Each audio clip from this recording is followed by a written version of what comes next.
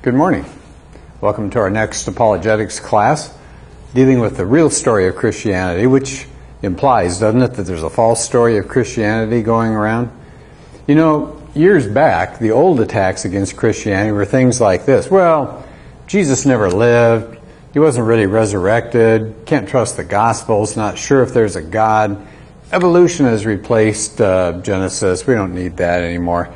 And the Christian view of apologetics at that time was to say, well, actually, yes, Jesus did live. Here's proof from gospel sources, from early creeds, from those outside the faith, including Josephus and Tacitus, a Roman historian, and people like that.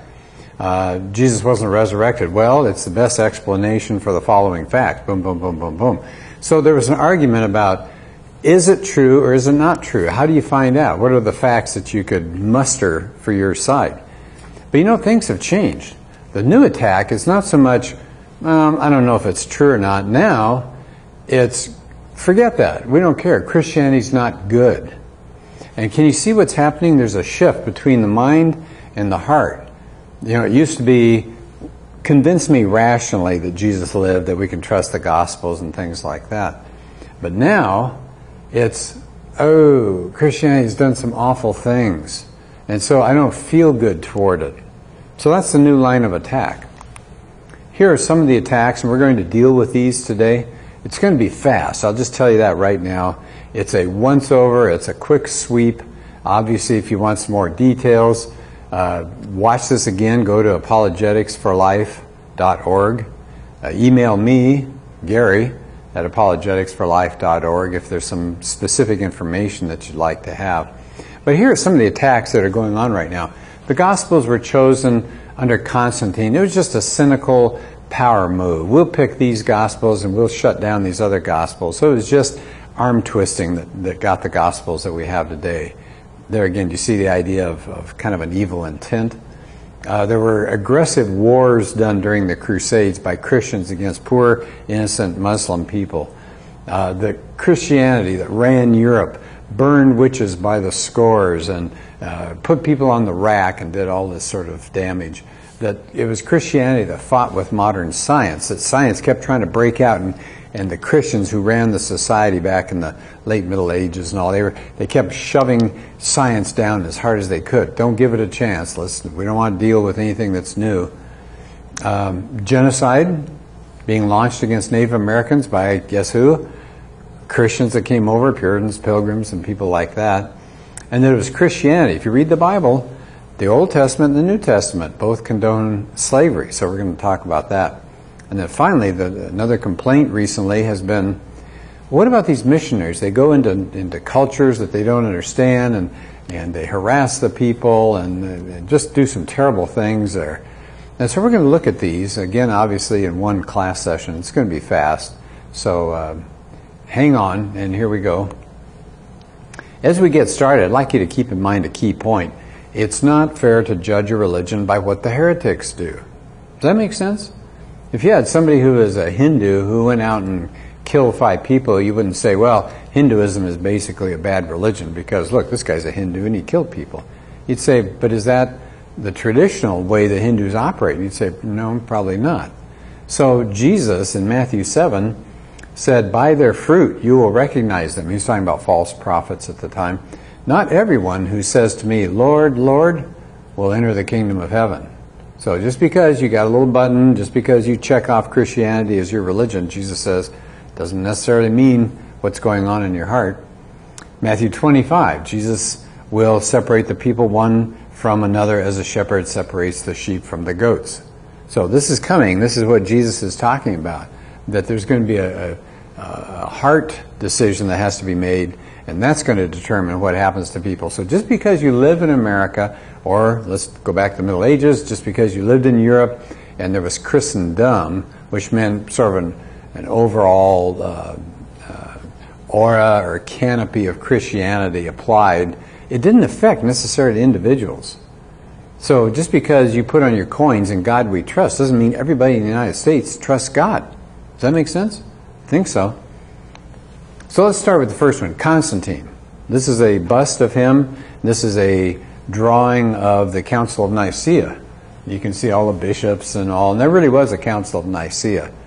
Well, what I'm going to be doing here for the next few minutes is giving you what's the story that's circulating today versus the reality of what really happened. Because we're hearing these myths being propagated as if it's truth. And so we want to be a little careful. We don't want to hear the first story and say, oh, I didn't know that. Well, maybe you didn't know it because it wasn't true. So here's the story. So I'm always going to start as we work our way down. What's the story? What's the reality? So if you take the Da Vinci Code, hugely popular book. Here's a section in the middle of Da Vinci Code. I put some ellipsis, meaning I had to cut portions out, but here's what Dan Brown said through one of his characters. The Bible was collated by the pagan Roman Emperor Constantine. He was a lifelong pagan. Constantine held a famous church gathering known as the Council of Nicaea. Jesus' establishment as the Son of God was officially proposed and voted on by the council. A relatively close vote at that. It was all about power. You see where he's coming down? It was power. It was arm twisting. It was a group that imposed their will on these poor Christians out there, saying, you will read this. This is a doctrine. This is a book of Scripture. These other things are not Scripture. All done hundreds of years. This is in the 300s. All done hundreds of years after the time of Jesus. Well, that's the story. What's the reality? The Council of Nicaea did not vote on the divinity of Jesus. They all agreed that Jesus was divine. There was a little confusion about what kind of divinity was it. Okay, but it wasn't a case of who thinks Jesus is just a nice guy. Who thinks Jesus is God? Okay, I guess he wins. He's God. That wasn't it at all. Constantine was not a cynic. He really was a believer. The council did not pick the books of the New Testament and do some arm twisting. They accepted what congregation after congregation had already decided was the New Testament. They just put a stamp of approval on it. Christianity was not arm twisting anybody. It didn't have the power to do the kinds of things that the Da Vinci Code and other sources talk about. Well, what about the Crusades? Well, surely we know the story. Here came these Christians galloping into the Mideast, slaughtering and slicing and dicing and terrorizing, and an aggressive war trying to drive out these poor Muslims. Here are some of the other parts of the story. It was an invasion of barbarians. Remember the West, where Christianity is. Modern historians want us to tell you that they were all knuckle-dragging, backwards people, and the Muslims were very intellectually sophisticated, and they were peaceful, and they were down there, and here came the Christians. And that the Muslims had created this dynamic, wonderfully functioning society. And it was really early colonialism. The West was going there to find products and natural resources that they could strip and bring back to Europe. It was an attempt to convert Muslims. That was one of the goals, that they went down there to try to threaten them with sword, you will convert. And then ever since, because of this, the Muslims have held all sorts of bitterness inside. Karen Armstrong, who's actually a well-respected historian, I would just caution you reading anything by her, but she is respected by those in the literati group, the well-heeled. She says the Crusades are one of the direct causes of the conflict in the Middle East today. So Muslims are saying they started it. Now, that's the story that's out there. What's the reality? It was caused by Muslim provocations. It was a defensive war by the West. Let me just read you a couple of things here. This is quite a book. It's called God's Battalions by a good historian, Rodney Stark. God's Battalions, pretty easy book. You can get through it pretty quickly. Here's what he says about some of the things that were going on with the Christians in that time. There was a new person who came along who was a caliph in Egypt, and says he ordered the burning or confiscation of all Christian churches. About 30,000 were burned or pillaged in the late 900s. He stripped and destroyed the Church of the Holy Sepulchre in Jerusalem. They had groups that would try to go there as pilgrims, and they'd be robbed, they'd be beaten, they'd be killed. Later on, it says, I don't think it was him, I think it was a later Muslim, but he laid siege to Jerusalem and offered promises of safety.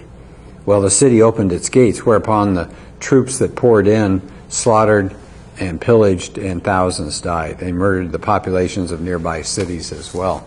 So these reports horrified the Europeans. Report after report was going back, telling about these awful things that were occurring there. So what kind of war was this? It was a defensive war by the West. Defensive. And there was no attempt to convert the Muslims. They didn't go in and try to put the sword to them and say, you got to become Christian. And it was not a colonialism kind of war where they went in and stripped it of all of its valuable resources. In fact, it was hugely costly to the Crusaders and their families. And here's another one. The Muslims have not harbored a resentment for 1,000 years about this. It was a 20th century invention to give the Muslims a reason to hate the West. Just one more reason. But it wasn't 1,000 years of bitter recollection. Another thing I think is interesting is Muslim culture was actually taken over from the conquered people. It was not the Muslims who were these wonderfully sophisticated people. I'll just share with you something really fast on that. To the extent that Arab elites acquired a sophisticated culture, they learned it from their subject people. So wherever they came into a land, they were good at absorbing and pulling out this information, but they're not the ones that initiated it. It was from the conquered people. Like who? The Judeo-Christian Greek culture of Byzantium, heretical Christian groups like the Copts and the Nestorians. They got information from Zoroastrianism in Persia. The mathematical achievements that they had came from the Hindus. And it goes on and it goes on and it goes on. Their learning, their great sophistication, what there was of it, came because of conquered peoples, not because of them. Muslims did very well under Christian domination. You don't hear that. They had lower taxes. They got to keep their land. So it was not the barbarian West. Actually, the West was far more advanced than a lot of historians want to give them credit for. In fact, they're saying, let's get rid of that term, the Dark Ages. They're not using that anymore. They consider that to be a poor way of thinking about this time period. It was not a dark age. Lots of inventions were going on at the time. So it's not barbarian West versus cultured Islam. That's a made-up story. Well, what about inquisitions and witch burnings? A couple of illustrations that are pretty horrifying. Somebody having their hands, I think, behind them and pulled up so that your shoulders come out of their sockets. We've got burnings of groups of people here. Horrifying to think of. Well, what's the story? What are we being told these days? The victims numbered in the millions. That's out there. That's a story going around. And some people have even called it a Holocaust. Now think about a Holocaust. That's taking an entire group of people, I mean just a huge group of people, and trying to put an end to them. And it was the Catholic Church, it was the Christian Church in charge. They were the ones responsible. And why did they go after witches especially? Because the church was anti-woman. So they were suspicious and didn't trust women, and if there was anything out of the ordinary, grab them, that person's a witch, let's put her to death. Now I took some quotes from different websites that are from this perspective. Here's one. Witch hunts were the shocking nightmare, the foulest crime and deepest shame of Western civilization. In other words, things that we've done wrong. And have we done things wrong? Absolutely. Christians included. Let me stop for just a minute. I don't want you to think that I'm trying to whitewash everything that went on. We are creatures who are failed and broken and bent. And even though God has come into our lives, even though we owe Jesus everything, we are still going to walk out of here and do awful things to each other. And it's a horrible shame. So I'm not trying to say Christians have never done wrong, tra-la-la. No, but I'm saying the picture is so different than the reality. So look at that first one. At the top of the list, some of the worst things ever have happened were these witch hunts. Here's another website. It said tens of thousands of people in Europe and European colonies died. Millions of others suffered torture, arrest, interrogation, hate, guilt, or fear. Here's another website. Centuries of the most hideous bloodshed and atrocities imaginable. So you get this colorful language out there. Well, what's the reality? Let's start with witches.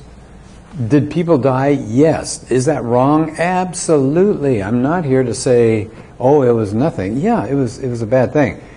The rough estimate, the best that historians have been able to come up with, most recent, would be something like 75 people, and this is across all of Europe, 75 people per year were killed over a 400-year period. Now that adds up. You got a couple thousand people at that point. So yes, that was awful. Kind of interesting, 20% were males. Males. 1 out of 5. Now, I don't want to make it sound like it's okay, but I wanted you to put it in context. The Aztecs, the rough estimate is something like 15,000 were killed a year. I mean, why was Cortez so successful to come in and do as well as he did? Because the other Indian tribes feared and hated the Aztecs. They were very happy to help the Spanish because of this hideous slaughter that went on. So, is it wrong? Yes. But is it the worst thing that ever happened to Europe? I don't think so. Second point here, the executing agent. Who actually put him to death? Who actually gathered him up and put him in prison and put him on trial and then killed him? It was often the state, not the church. And women brought more accusations against other women than men did. In other words, this is not a sexist thing where men were suspicious of women and went after women whenever they could to get them in trouble. Women turned on other women more so than men did. 3/4 of Europe, now that's a large landmass, 3/4 of Europe didn't have even one witchcraft trial. So it was localized, certain small sections, unfortunately. Right here in the United States, well, the colonies, you had the Salem witch trials. 20 people died, but it was the clergy that stopped it. And what about women in Christianity? Were the Christians at this time down on women and relegating them to second-class status? I don't think so. They received the same religious instruction that a man would. They were baptized. They received communion like the men did. They prayed, they sang. They were in the same worship settings as men. So it's kind of hard to say that they were treated awfully compared to the men. How about the Inquisition? Taking people and putting them on the rack and torturing and trying to get information out of them. Did that happen? Actually, the church courts were more lenient than the secular courts were. And they actually slowed down and made the secular courts think twice before they grabbed people and put them on trial. They had a higher standard of proof. Now, the Inquisition did put people to death, which is awful. The rough estimate, again, is about 3 people a year over 400 years. That adds up. I understand that. You're right. It's not a good thing. It makes my stomach hurt thinking about somebody being put to death that way. But is it a Holocaust? 3 people a year? I don't think so. Torture, rarely used. And who actually introduced the Inquisition? The church? No, it's the secular authorities. It's the Spanish crown in this case. And they actually turned their attention on evangelical Christians as well. So it wasn't just Jews or infidels who suffered.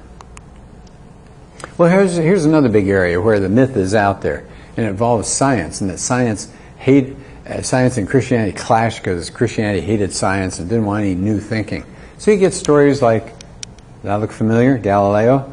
And then I just did an illustration here of the Copernican view that the sun is in the center and the planets go around the sun, not the other way around where the earth is in the center and everything goes around us. That was called geocentric. So this is called heliocentric, meaning the sun is in the center of the universe, center of the solar system. Well, here's the story, not the reality. Here's the story. The Middle Ages were dark. Why was it dark? Because Christians were in control, at least nominal Christians, the Catholics and all. So they were in control, and they hated science, so they didn't want any new innovations, and science was repressed, and scientists were jailed, and scientists were put to death, and that's the way Christianity worked back then. And they'll tell this story. I don't know if any of you saw this, but back in the 1970s, I think it was, Carl Sagan had a series called Cosmos. And it was just a look at the universe and all the gosh wow stuff of what's going on the planets and all. It was a great series. I enjoyed it a lot. Well, they've rebooted that series since then with Neil deGrasse Tyson. And honest to goodness, it was amazing. They spent something like the first 1/4 of their first show. They spent a fourth of the first show telling the story in kind of a cartoon fashion of a man, Giordano Bruno. Now, he really lived. He was martyred for his belief, they said, martyred for his belief in a large universe in the late 1500s. Here are some quotes from Cosmos. As Neil deGrasse Tyson is walking around the city streets someplace, he tells this story. He says, he, talking about Bruno, longed to bust out of that cramped little universe. This was a time when there's no freedom of thought in Italy. Oh, okay, so the Catholic Church runs things, no freedom of thought. Bruno became an evangelist, spreading the gospel of infinity throughout Europe. He couldn't keep his soaring vision of the cosmos to himself.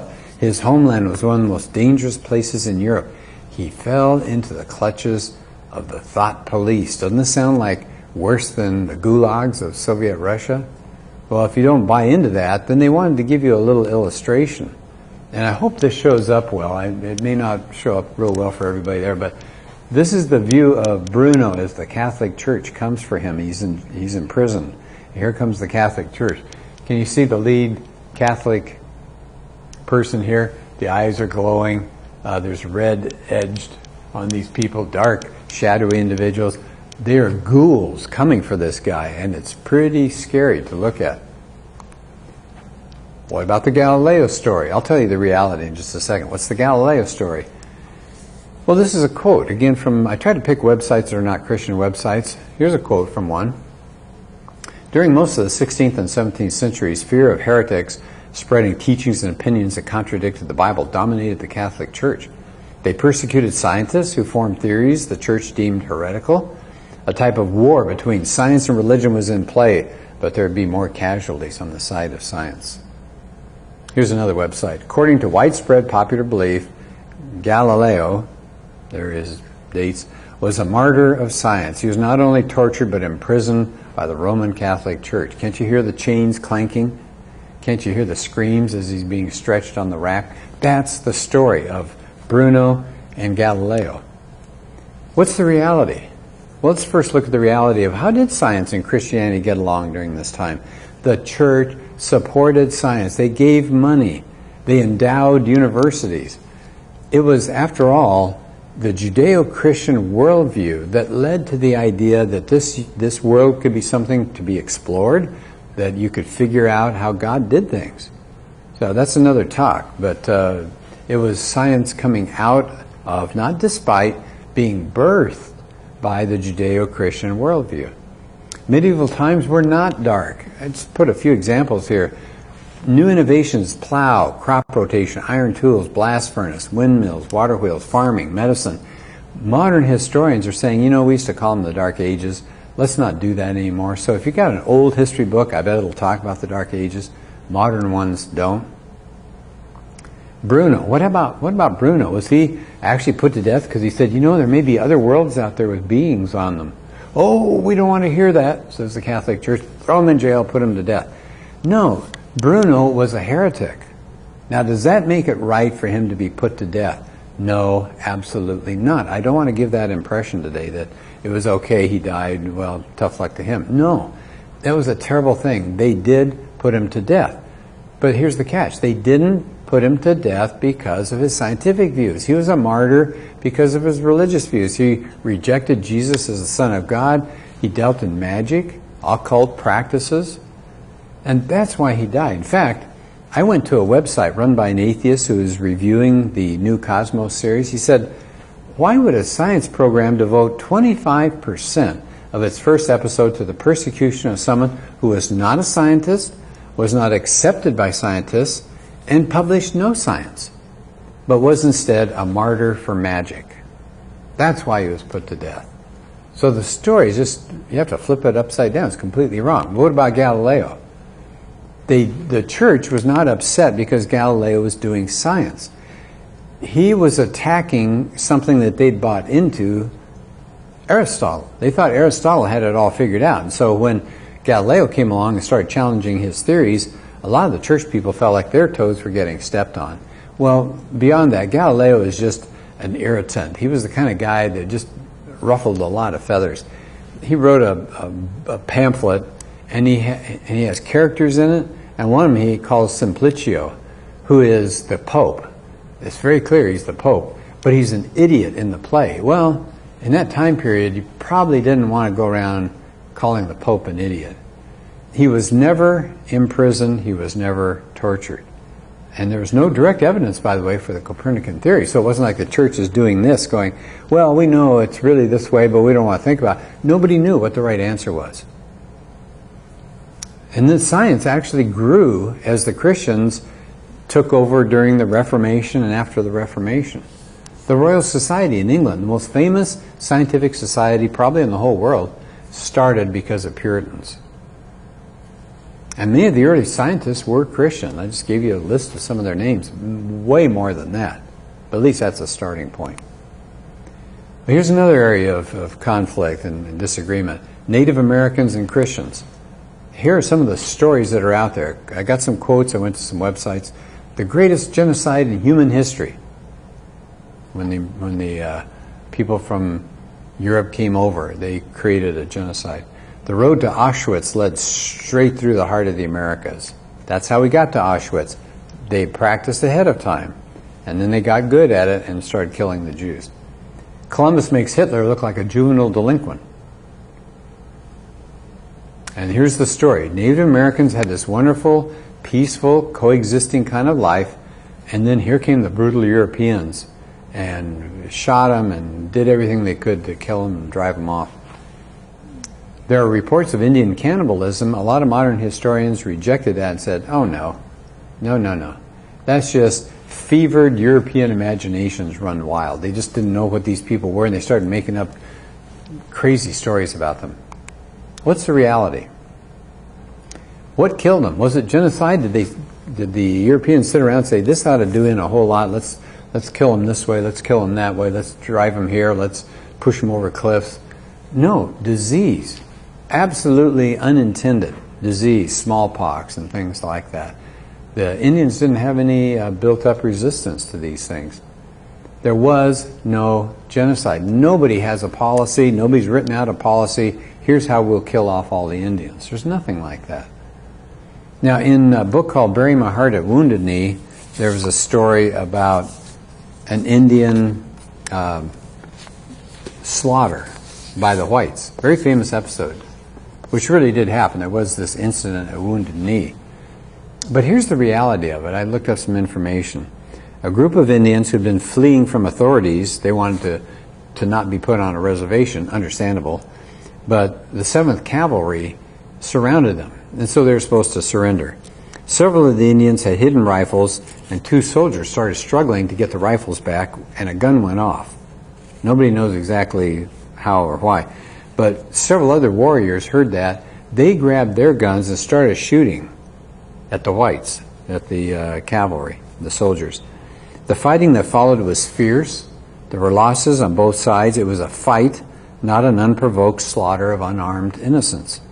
The soldiers had actually brought artillery, cannon with them, but they didn't use them on the Indians. If they really had genocide in mind, they would have just opened fire and just slaughtered them right and left. During the battle, they actually tried to encourage the Indians to surrender, but the warriors continued to pursue a policy of fighting. Well, isn't that interesting? That's a very different story. Now, what about this thing about cannibalism? Well, in the last 15, 20 years, they found all sorts of histories of cannibalism, fierce warfare, mass human sacrifice. These are not innocent, loving people that sat around enjoying each other's company. They fought fiercely with each other. Actually, it was priests who lobbied hard to get the Spanish and the Portuguese high-ups, especially the kings, to stop Indian slavery. They fought it as much as they could. And Jesuits and Christian missions defended Native Americans. You just don't hear that part of the story. Here's another area, slavery.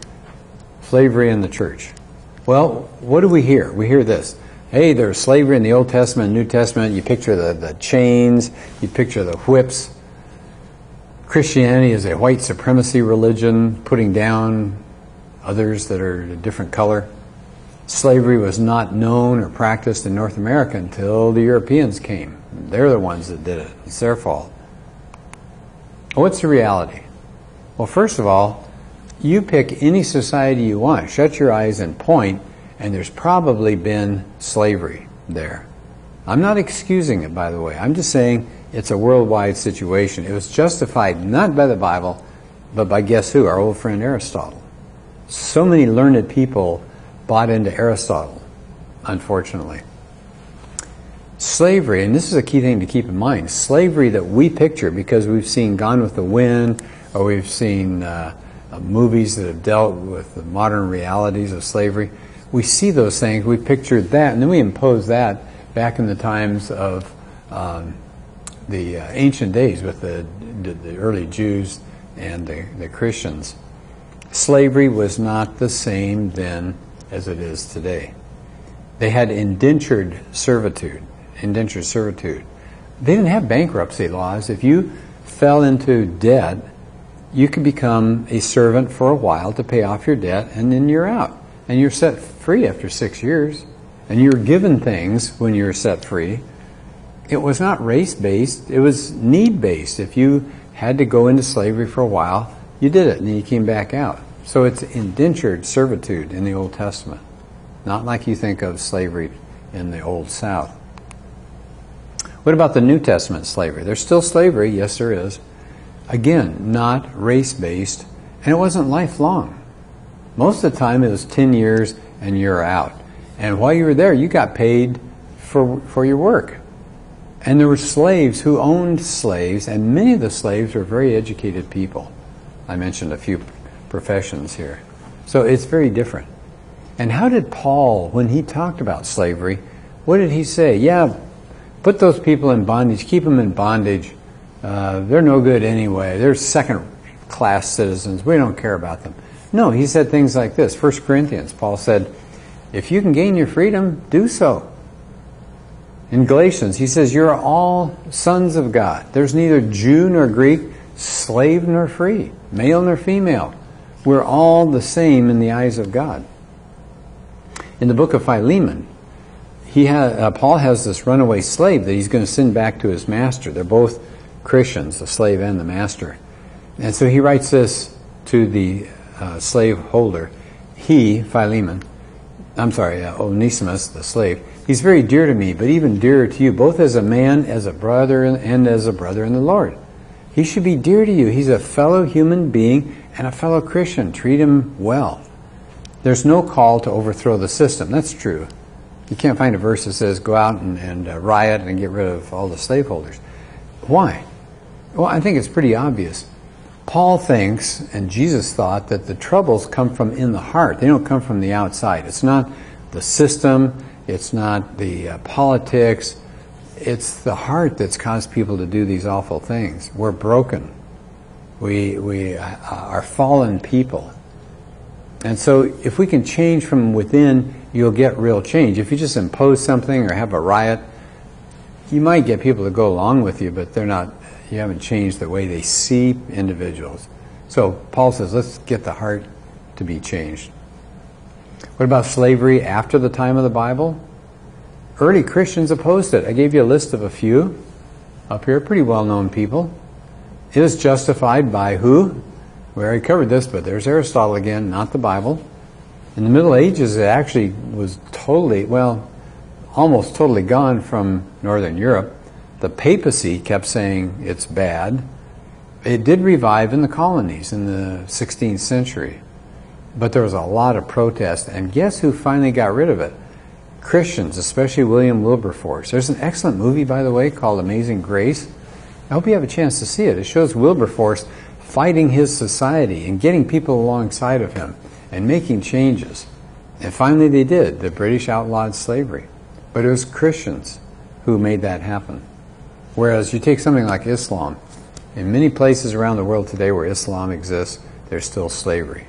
So, does Christianity have a perfect record? No, I'm not saying that. I'm just trying to get it a little clearer as far as what was going on. Here's our last area that we're going to look at, missionaries. What's the story? Oh, they disrupted native cultures, ruined peaceful peoples, they corrupted, they forced conversions, they worked with governments to support colonialism and draw out all the natural resources, they stole land, they separated parents, destroyed habitats. I mean, when I went to these websites, I found all of these accusations. Here's an atheist website. Their methods, there being the missionaries, their methods of propagation are often anything but peaceful and usually leave behind a native population stripped of their culture and often decimated. They are often simple, happy natives whose only crime is that they're not Christians. So here come these Christians into these wonderful lands, wonderful, happy lands, and say, you're dirty, you're disgusting, you're a sinner. Put some clothes on and go to this church and come forward or we're going to sick the government on you. I mean, can you hear that? That's what's being said. What's the reality? Well, it was Darwin, and I do a talk on evolution, it was Darwin that gave the idea of a superior race, a more evolved race. And so that's where a lot of this came from, not Christianity. It emphasized superior and inferior races. And guess who the inferior ones? The African races. And actually, missionaries often treated the natives with way more respect than their own government did and their fellow citizens. Christian missionaries often protected these people from inroads of businesses and governments that wanted to come in and take the land and get the people out of there. They provided health care. They provided education. And natives were not living in this wonderful Eden-like land. I'm going to tell you a story in just a minute. And then I want to have you read this. Matthew Paris is an out-and-out atheist. He spent most of his life in Africa. And he wrote this. Remember, he's an atheist. I've become convinced of the enormous contribution that Christian evangelism makes in Africa. Far from having cowed or confined its converts, their faith liberated and relaxed them. He said when he walked down the street, he could always tell who the Christian natives were versus the non-Christians. He said the non-Christians had their heads down, they wouldn't make eye contact. He said the Christian natives were upright, they were confident, they could look you in the eye. Let's finish his thought here. He says, if you removing Christian evangelism from the African equation may leave the continent at the mercy of a malign fusion of Nike, the witch doctor, the mobile phone, and the machete. Isn't that powerful? He says you pull the moral and the uplifting element that Christianity provides, the reason for living, the change of the heart. He said you pull that out, and what do you get? Nike. It's all business. Witch doctor. Just scary practices, the mobile phone, technology, and the machete. Group taking on other groups to the death. That's from an atheist. Let me read you one more thing about these so-called terrible missionaries. There's a book out called Bruchko. It's a pretty old book now. I hope it's still in print. It's the story of this Bruce Olson. He was 19. He went to South America. I felt God had called him to be a missionary. He had $70 on him. That was it, $70. Didn't have any foreign language skills. He hadn't been taught how to deal with these people. There was no mission board that supported him. He just got on a plane and went down there. And he went to live with a group that people feared. They were called the Motilones. And they were killers. And he established, before he got finished, 8 health stations. He showed them how to raise crops, helped oversee the start of schools. And then he's got this story that I want to share with you. Were things wonderful for natives? Were they happy and peaceful before the missionaries came? No. In the middle of his story, Bruce Olson is living with this Indian group. He's got one convert. All the rest have rejected or just don't care about Christianity. So it says there's some uproar going on. So he gets out of his hammock and he goes to take a look and says, what's going on? And it says the chief was standing at one of the doors. So I drew him aside. I said, well, you said something about the tiger spoke. What does that mean? And he says, yes, I'm going into the jungle to talk to the tiger. But chief, I said, tigers don't talk.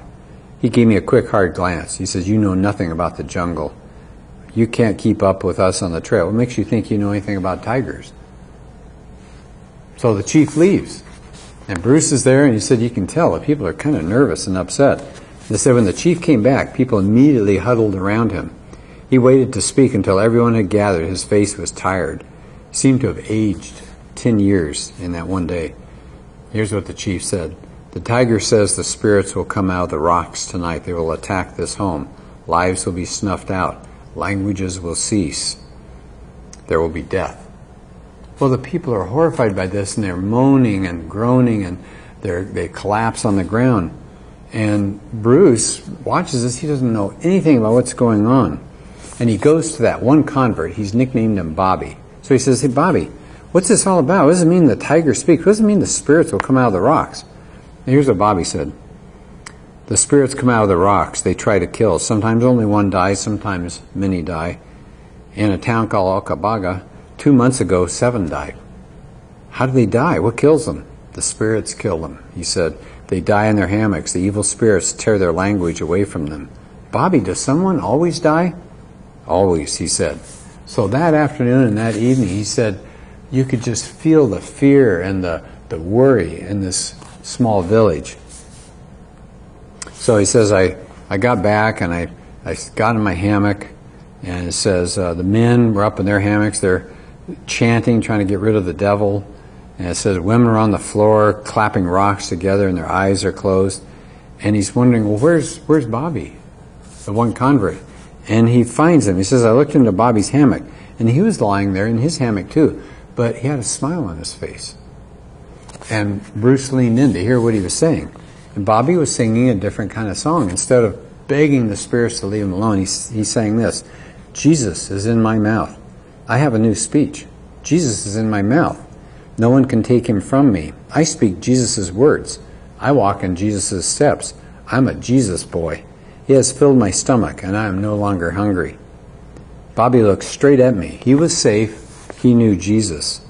I joined him in that song. All night long we sang. When dawn came, no one had died. It was the first time in anyone's memory that the spirits had walked and no one had died. That's what's going on in the missions. That's what was going on before the missions. These are not happy, peaceful people. You hear story after story like this. The people are terrified. You have these spirits that come out and do awful things, and these people are subjugated to this kind of fear. So let's wrap it up here. First of all, not everybody who claims to be a Christian really is, and sometimes it's the heretics that go out and do the awful things. And secondly, just because you live in a country that says, in God we trust, or has a cross on a flag, or whatever it is, that's Christendom. That just claims that it's Christian, but it doesn't mean that it's really basic Bible-believing Christianity that's operating there. Does that make sense? And have I been saying Christianity has an unblemished record? No, I hope you didn't take that away. I'm not saying that at all. Much good, though, has come from Christianity. So much good. That's another talk. But you can find a lot of good books that talk about what has Christianity brought to the world. It's been better than so many secular governments. So, resources, yeah, I've got a list. I'll be glad to send you a list. That's Gary at apologeticsforlife.org. I'll send you more information about this. So, I hope I didn't overclaim anything today. I'm not saying everything Christianity has always done has been dandy and it's wonderful. There have been problems because we're fallen people and we're going to make mistakes. But all I want you to see is that the stories that are floating out there today, unfortunately, are deliberately chosen to put Christianity in the worst possible light. So before you buy into these stories, before you look at it and say, well, that person is a historian or that person has a PhD, realize that a lot of people have an axe to grind. They've got a perspective, and they're often trying to twist the facts of what's really gone on. So does Christianity have a perfect record? No. Is it way better than what people are trying to get you to believe today? Yes, definitely.